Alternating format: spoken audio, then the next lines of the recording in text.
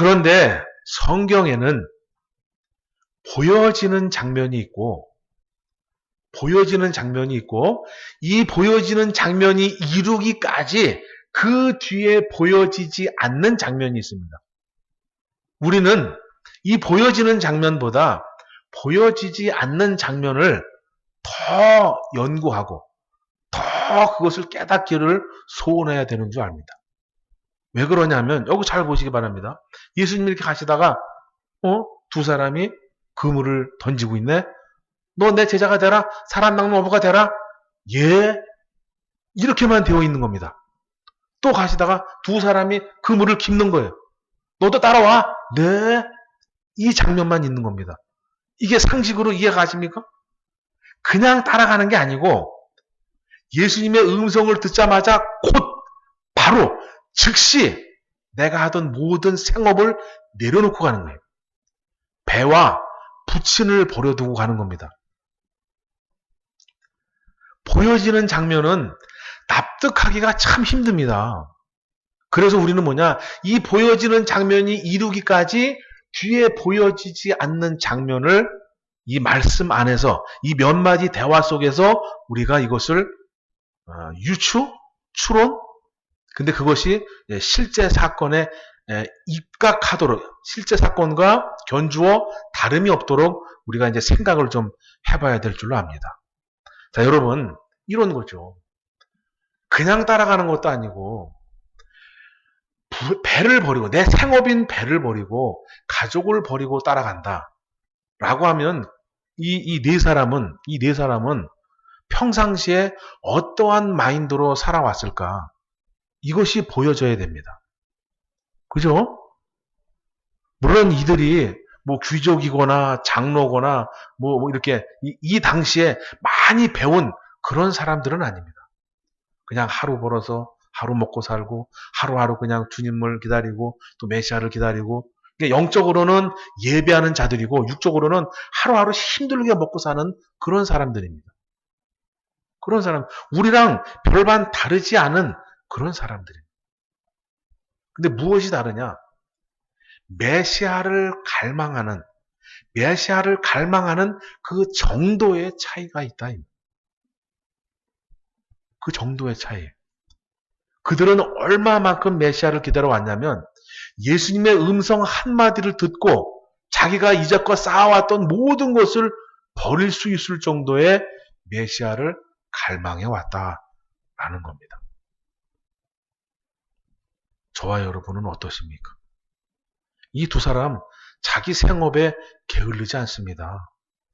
자기가 처한 환경에 게으르거나 나태하지 않습니다.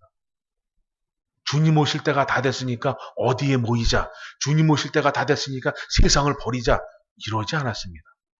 늘 메시아를 기다려왔지만 내 가족에게 최선을 다했고 내 직장에서 최선을 다했고 내가 살아가는 환경 속에서 내 할 일을 다한 사람들입니다.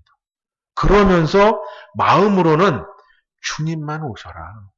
주님의 음성만 들려라. 나는 그럼 요이 땅이다. 요이 땅. 그런 믿음이 이 네 사람 가운데 지금 여러분의 눈에 보이셔야 될 줄로 믿습니다.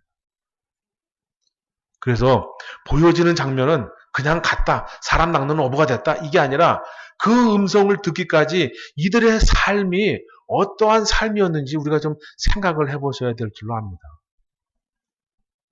한마디에 모든 것을 버리고 간다. 한마디에 모든 걸 내려놓고 간다. 그러면 이 사람들은 육신의 삶은 열심히 살아가지만 그 삶에 만족하는 것이 아니라 내 영의 만족을 위해서, 내 영의 행복을 위해서, 내 영의 그 목적지를 향해서 항상 생각을 저 천국을 향해서 그냥 올곧이 서 있는 겁니다. 불신자의 눈에는 똑같은 업으로 보이겠죠. 하지만 믿음의 사람의 눈에게는 저 사람은 흔들림이 없어.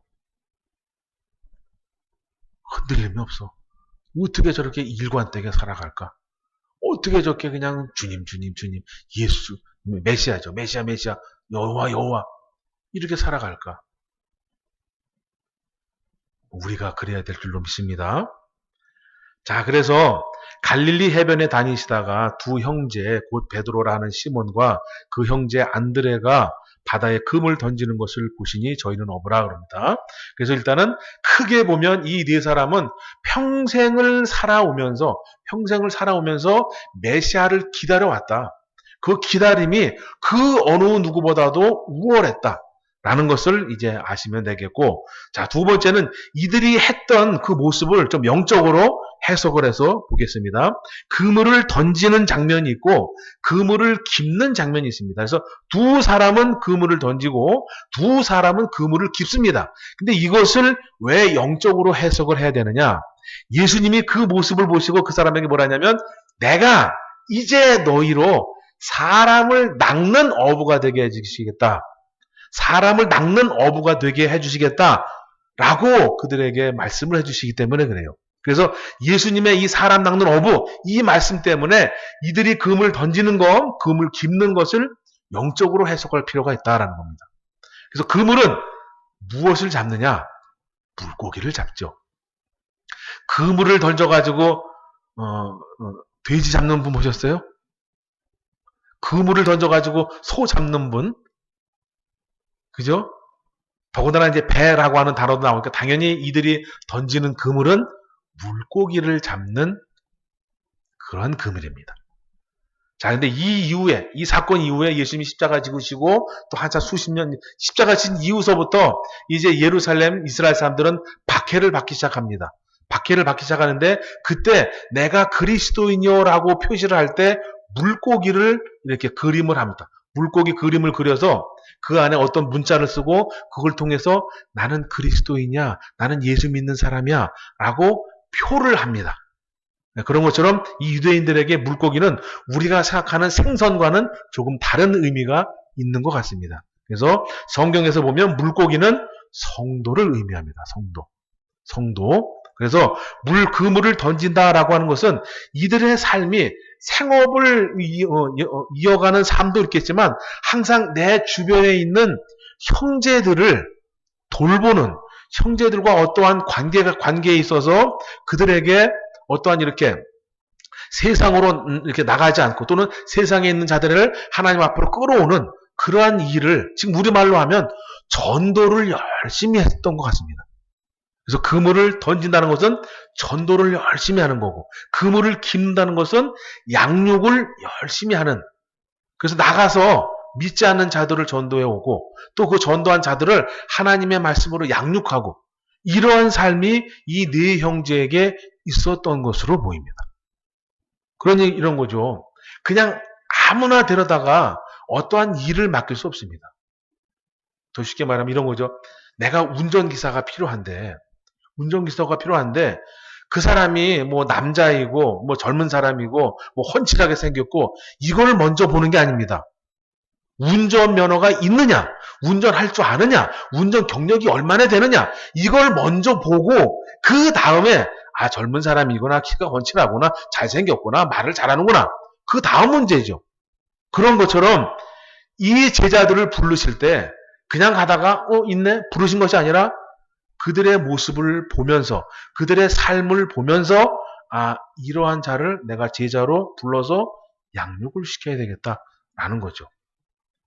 자, 여러분, 여기 이제 성경 복음서에 보면 누가 어디에 가서 이렇게 하는 장면이 있습니다. 이렇게 하는 장면이 있어요. 근데 그 장면 속에서 그 사람은 하나님만을 보고 기도를 합니다. 어느 누구도 보이지 않게 조용히 하나님만을 보면서 기도를 해요. 근데 그 사람과 예수님이 만남을 갖습니다.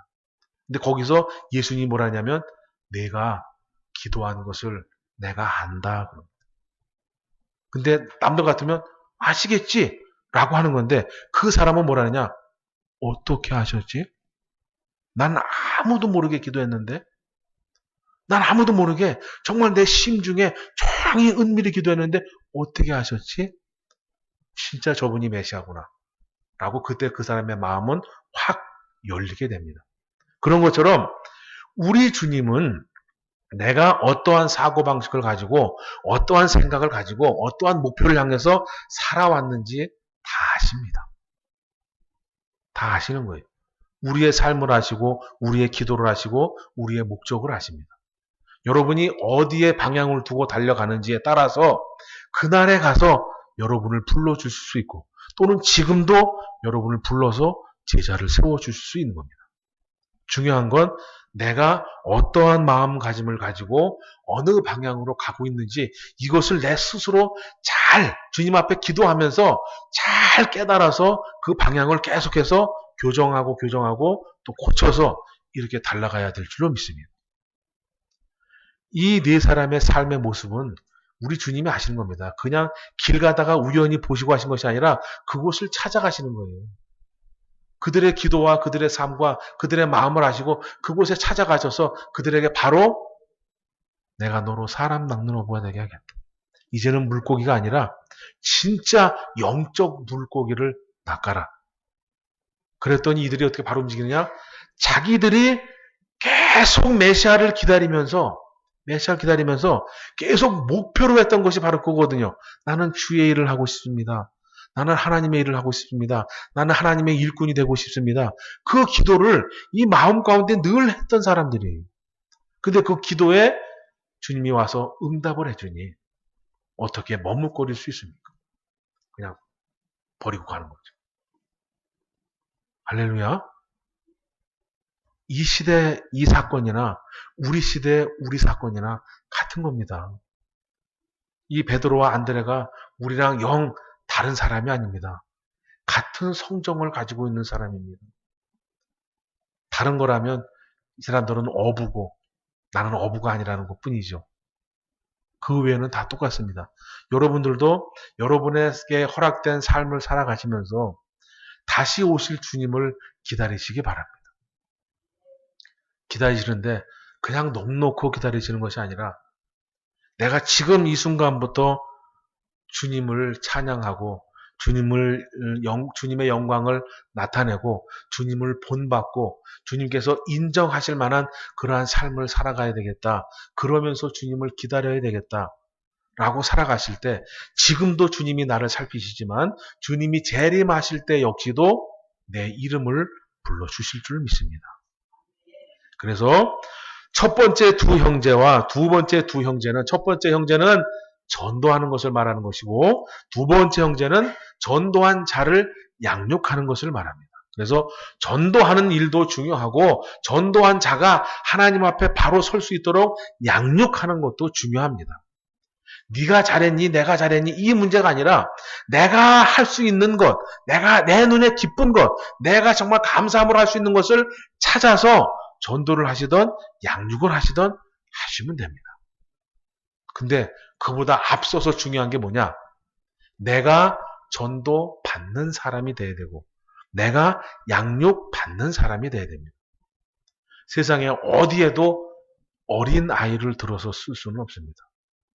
성경에서 군인이 되려면 십자가의 군병이 되려면 20세 이상이 돼야 됩니다. 어린 아이를 놓고 전쟁할 수는 없습니다. 어린 아이를 놓고 어떠한 일을 할 수가 없습니다. 그런데 저와 여러분은 영적으로 보면 어떤 부분에서는 정말 막 성장이 막 엄청나게 돼서 노인네 소리를 듣는 부분도 있겠지만 어떤 부분에서는 굉장히 나약하고 어린아이의 모습이 분명히 있습니다. 그래서 이 모든 것을 다 찾아서 전체적인 부분에서 어느 정도 최소한 60%, 70% 이상은 성숙된 모습, 좀 성장한 모습이 우리 가운데 있어야 됩니다. 그래야 하나님이 우리를 세워서 하나님의 일꾼으로 세워주시는 줄 믿습니다. 일단은 일꾼이 되려면 이러한 것이 있어야 되죠. 이게 뭔지 아십니까? 모든 것을 초월한 사람의 웃음소리입니다. 자그마한 것에 흔들리거나 조그마한 것에 위축되거나 갈팡질팡하거나 그러는 것이 아니라 이래도 허허허 저래도 하하하하 이런 사람, 그런 모든 것을 좀 내려놓고 초월하는 좀 모습이 있어야 이 사람은 많이 성장했구나. 이 사람은 많은 연단 속에서 많은 훈련 속에서 정말 많은 것을 내려놓는 그런 훈련이 있고 믿음이 있구나 라는 것이 보여집니다.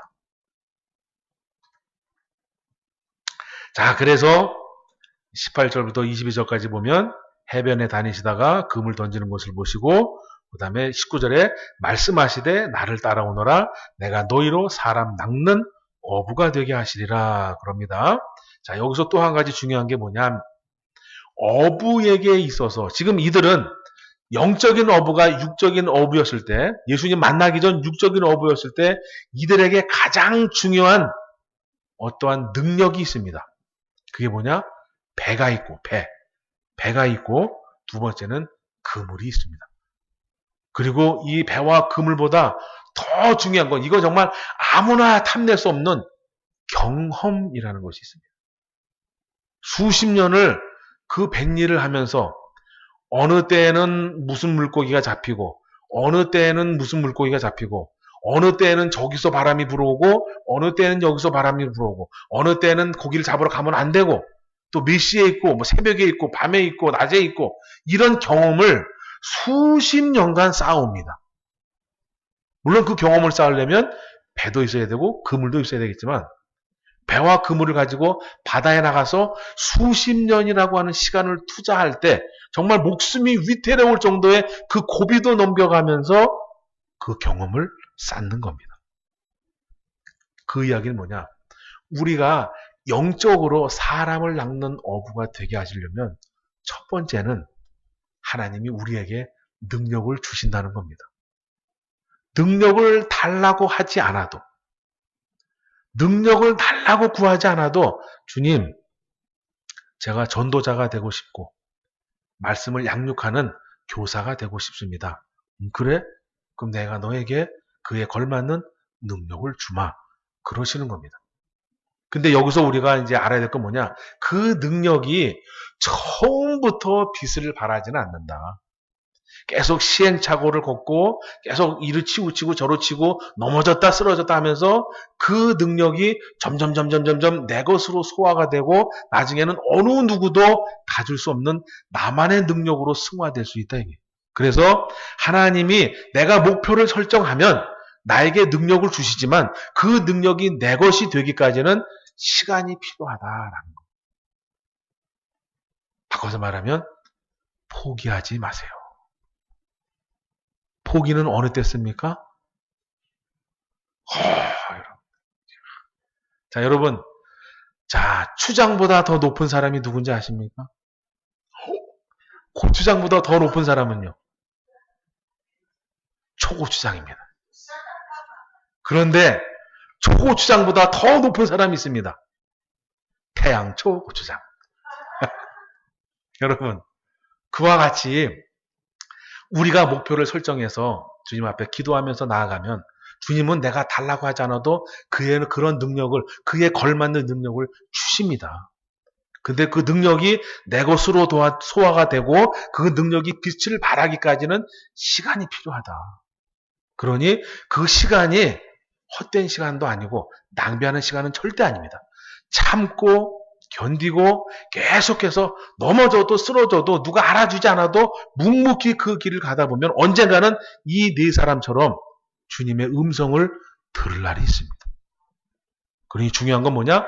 목표를 어디에 설정하느냐가 중요한 겁니다. 그리고 그것을 얼마만큼 사모하느냐가 중요한 겁니다. 그러면 주님이 나의 기도를, 또 기도가 아니라도 내 마음을 다 읽어내십니다. 읽어내시고 이게 필요하구나. 그럼 그 능력을 주십니다. 그런데 10년이 가도 20년이 가도 똑같다. 그러면 빨리 목표를 바꾸셔야 됩니다. 내 달란트가 아닌 부분도 있어요. 그럼 얼른 목표를 바꾸셔서 내 달란트에 맞는 그러한 목표를 설정해서 또 이와 같이 달려가시면 됩니다. 할렐루야. 세상에서도 이런 말에 장인이란 소리 들으려면 몇 년이 걸린다고 합니까? 장인. 여러분 장인이란 소리 안 들어보셨죠? 장모라는 소리 들어보셨죠? 그죠? 그런 장인 장모가 아니라 세상에서도 장인이라는 소리, 어떤 한 부분에서 정말 요즘은 이제 달인이라 그러죠. 달인이라는 소리를 들으려면 최소 10년 이상은 그 한 일에 몰두해야 장인, 달인이라는 소리를 듣습니다. 근데 우리는 그런 10년이 아니라 내 평생을 주님만 보면서 달려가면 여러분이야말로 믿음의 달인입니다. 그러면 내일 SBS에서 촬영하러 올 겁니다. 자, 그래서 여러분, 오늘은 여기까지 말씀을 드리도록 하겠습니다. 첫 번째는 회개하라 천국이 가까웠느니라는 얘기는 메시아가 내 앞에 왔기 때문에 그분을 보는 안목을 키워야 된다. 그 안목은 하나님의 말씀으로 또 주님을 기다리는 그 열정적인 마음으로 그 안목을 이렇게 돌이키고 발견할 수 있다. 그 다음에 두 번째는 우리가 하나님의 일꾼이 되어야 된다. 일꾼이 되려면 목표 설정이 있어야 되고 목표 설정을 확실하게 하고 그것을 바라고 또 바라면 주님이 나에게 능력을 주시고 그 다음에 오랜 시간을 하다 보면 달인이 된다라는 것입니다.